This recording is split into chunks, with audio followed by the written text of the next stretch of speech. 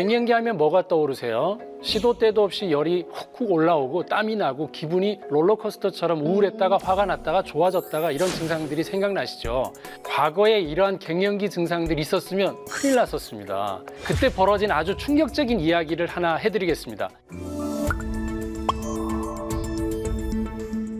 안녕하세요. 의학박사 서재걸입니다. 오늘은 제2의 사춘기, 중년의 적, 갱년기를 다뤄보려고 합니다. 근대 정신의학의 아버지라고 불리는 독일의 의학자 에밀 크레펠은 1883년도에 정신병을 분류하기를 시작했습니다.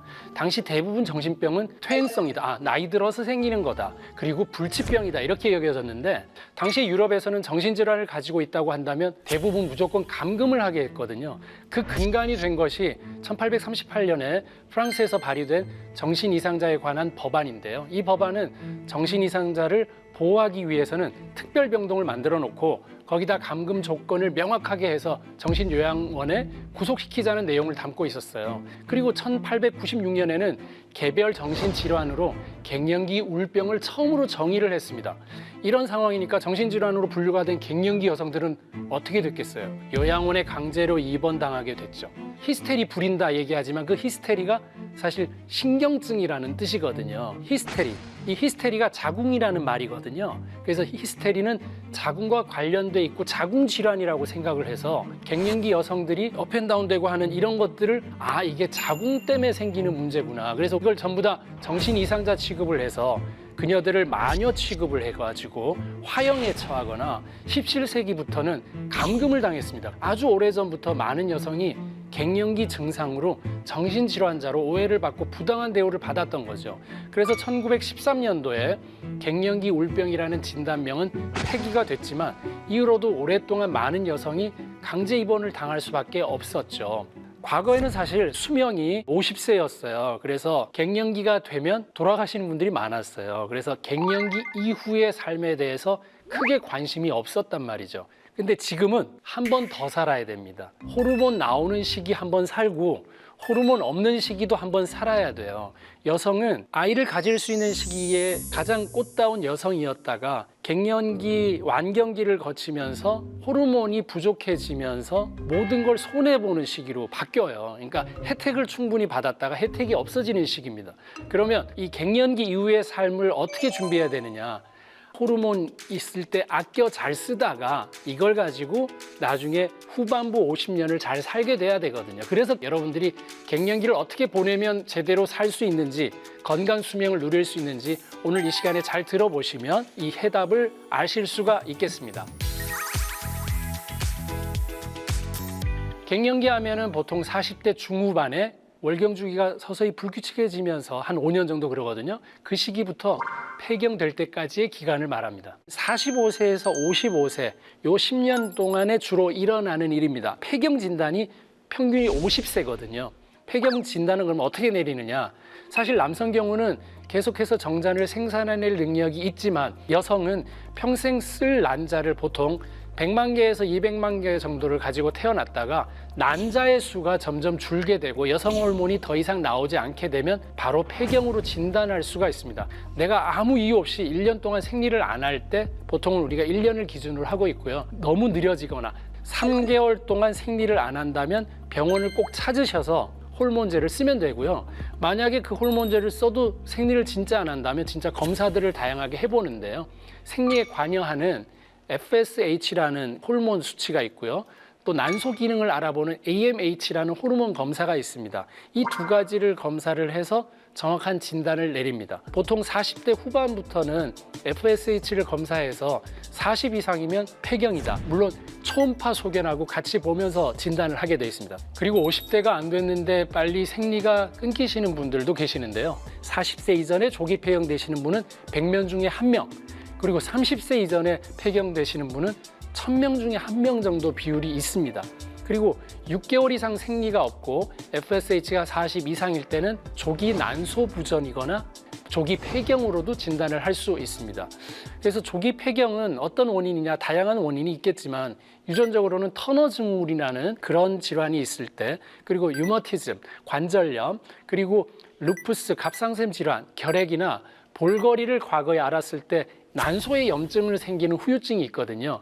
보통 만 50세까지 여성 호르몬 보충하는 치료를 이런 경우들은 하게 되고요.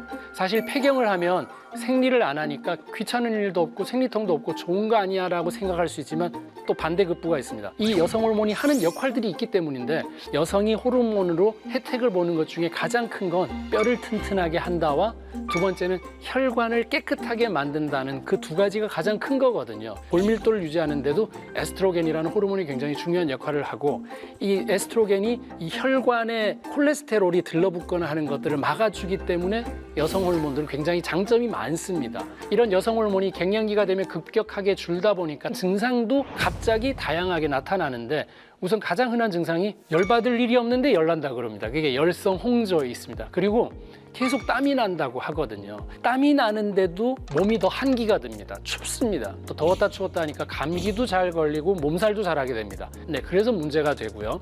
갱년기 여성분들이 제일 곤란해하는 게 바로 외출했을 때 땀이 비오듯 흘러서 옷도 다 젖고 화장도 자꾸 무너지고 그러다 보니까 심하신 분은 아예 나가기 싫어서 대인기피증까지 오기도 하고요. 이게 중년 부부가 각방을 쓰는 또 가장 큰 이유이기도 합니다. 그리고 여러분들 제일 걱정하시는 이중턱. 난데없이 이중턱이 생겼다. 물론 많이 먹어서라고 생각을 하시겠지만 그래도 한 번은 나 갑자기 호르몬이 주는 게 아닐까 그것도 생각해 봐야 되고 그리고 심한 감정 기복이나 우울증이나 히스테리 그리고 건망증도 여기에 해당할 수 있고 또 하나 불규칙한 생리 주기를 들 수가 있겠죠. 어떤 분은 생리를 안 하다가 갑자기 너무 잘 나오니까 좋아하셨는데 이런 게 갱년기 증상일 수도 있습니다. 그 외에도 질건조나 요실금, 근육 감소 등의 증상이 나타날 수 있습니다. 사람마다 달라서 뭐 짧게는 한 3개월, 6개월 정도도 해서 끝나는 분도 있지만 길게는 10년 이상 또 가는 분도 있기 때문에 조율이 필요합니다. 요즘엔 예전보다 여성들의 갱년기만큼 이제 남성 갱년기도 많이들 아시더라고요. 남성 갱년기는 보통 여성보다 빠르게는 40세 전후에 옵니다. 더 빠르면 30대 중반부터 시작이 되는데 남성 갱년기 원인은 남성 호르몬도 중요하고 또 세로토닌이 또 감소돼서 되게 우울하게 나타나는데 정서적으로는 경제적으로나 사회적 이유로 신체적으로는 음주, 흡연, 대사질환 등이 원인이 되면서 다양한 갱년기 증상을 겪게 됩니다. 남성 갱년기의 증상은 만성 피로도 대표적이고요. 체력이 예전 같지 않다. 또 관절도 아프다.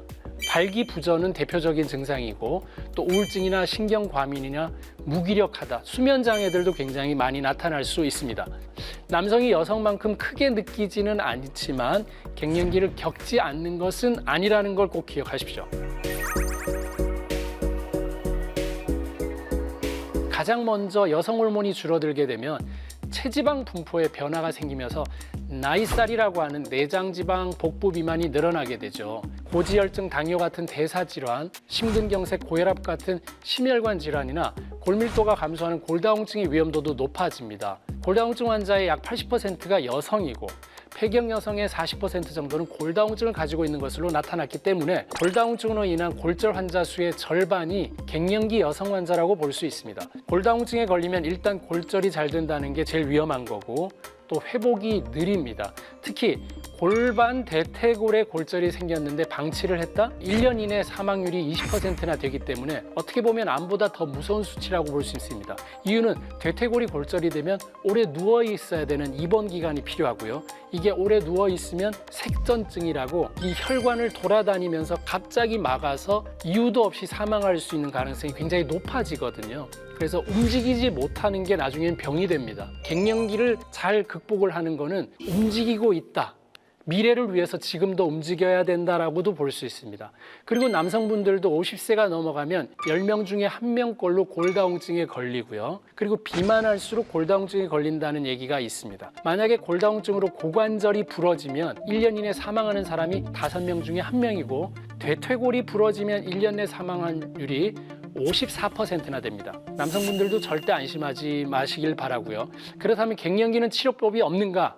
있습니다. 바로 호르몬 치료인데 호르몬 치료는 갱년기 증상이 나타났다 하면 가능한 한 빨리 늦어도 증상이 생긴 지 10년 이내에 5년 동안 실시하시는 게 좋습니다. 호르몬 치료 받으면 유방암이나 자궁암 같은 것들 부작용이 생긴다 해서 거부감이 많은데 에스트로겐에 오래 노출이 되면 암에 걸릴 위험이 올라가는 거는 사실이지만 이 암이 호르몬 때문에 반드시 생겼다라고 얘기하기는 또 어렵습니다. 그리고 이미 유방암이나 자궁 내막암 진단을 받았거나 간 질환이나 혈전 색전증이 있으신 분들은 받으시면 안 됩니다. 사실 호르몬 치료와 상관없이 1년 주기로 유방암과 자궁암 정기 검진을 받는 게 좋고요.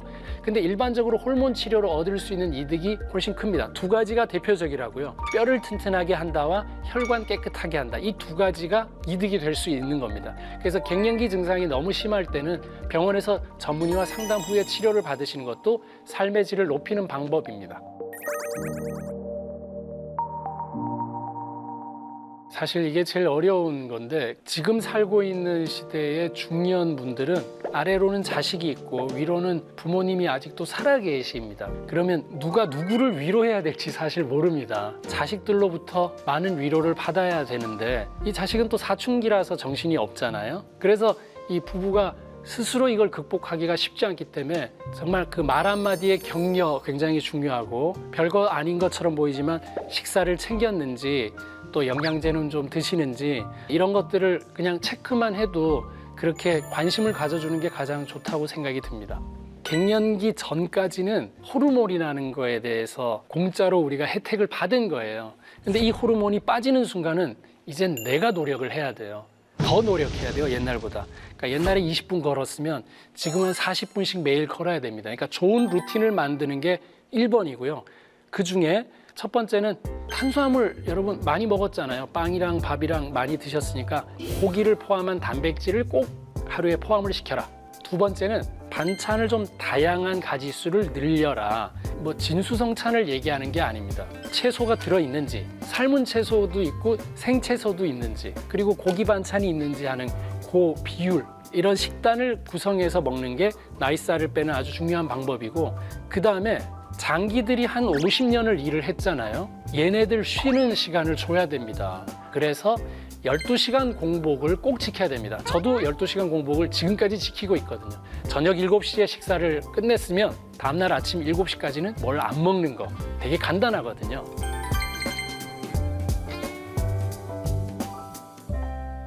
누구나 나이가 들면 겪을 거라고 생각하는 갱년기지만 어떻게 다가오는지는 사람마다 다르고 내가 하기에 달려 있습니다. 거기에 대처하는 본인의 자세에 따라 그 다음 인생이 즐겁게 열릴 수 있는지 아니면 병원 다니다가 끝날 건지 여러분들이 선택을 하셔야 됩니다. 갱년기 이후에 다시 한번 여성으로 살 건지 아니면 그냥 사람으로 살 건지는 본인에게 달렸다는 걸 꼭 명심하십시오.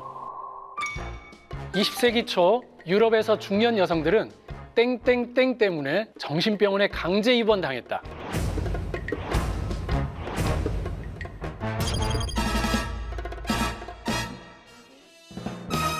하지만 500년이라는 긴 시간이 지난 지금 아직도 2022년에도 갱년기를 참고 견디는 것으로 생각하는 것은 좀 안타깝다는 생각이 듭니다. 갱년기는 질환입니다. 치료도 가능하고요.